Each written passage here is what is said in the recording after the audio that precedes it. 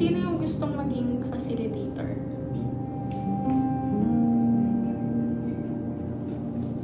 Gospel reader. Secretary. Ako na. Ako na yung susunod. Sino yung mag-opening prayer? Ako. Closing. So, start na natin. In the name of the Father, the Son, and the Holy Spirit. Heavenly Father, we thank you for bringing us together as we begin another day of learning and growth. We ask you for presence to guide us in all. Grant us the strength to overcome any challenges we may face.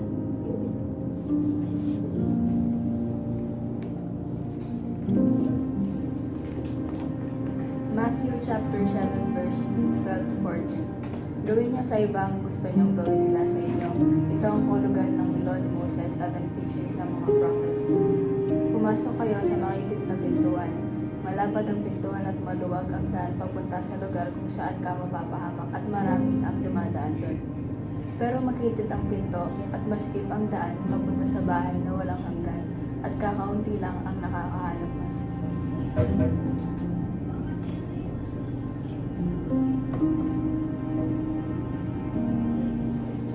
Question. So, question number 1. What word or phrase struck you the most and can be relevant to you today and to our group Masabal?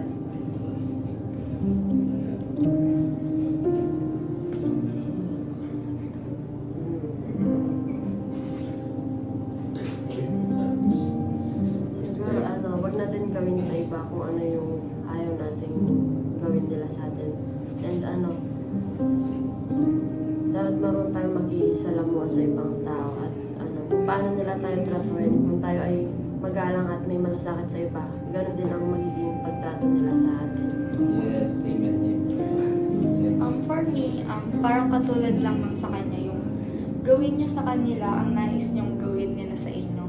Parang kung ano yung gusto mong gawin nila sa'yo is gawin mo sa kanila. And kung ano yung ayaw mong gawin nila sa'yo is wag mong gagawin sa kanila. Para fair kayo and hindi magkasakitan or hindi ka masaktan. Next.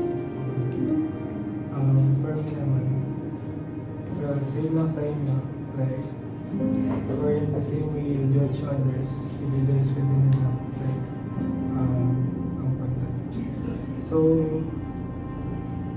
yung impact nito for our group is, pinapakita na maging patient dapat tayo at understand and support each other through the process at mag-judge. Sa akin naman, since gaya ng sinabi nila, since we are a group, we need understanding and respect to grow together. So, next question. How does this text relate you about your life and to our group Masabal? What does the Lord want to say in you through the text?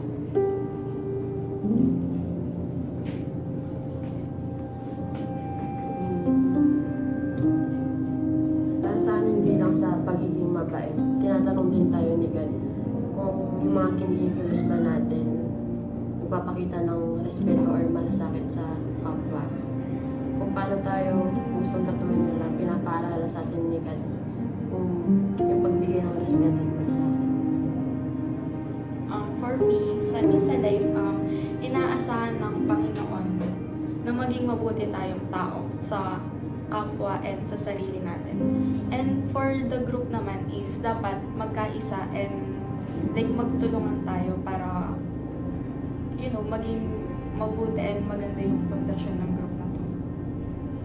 For me naman, parang sinasabi nila na maging mabait lang tayo sa lahat ng kapwa natin at kung ano yung ibibigay natin sa kanila, parang mapapalik natin sa kanila.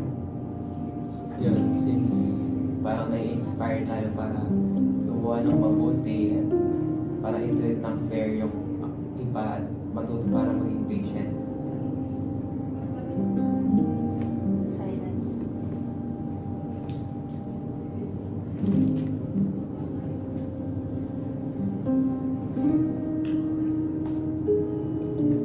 last question. What conversion of the mind, heart, and life is the Lord asking to you?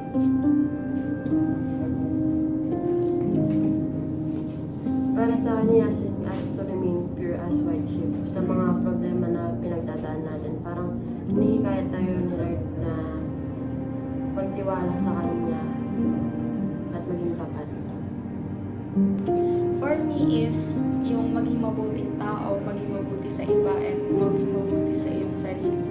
And parang wag mong i-judge yung iba kung ayaw mong i-judge kayo.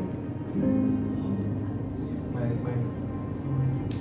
Yung sa akin naman, always give kindness to others. Parang gusto nyo lang, yung gusto nyo. Tulungan natin yung iba, yung sarili din natin.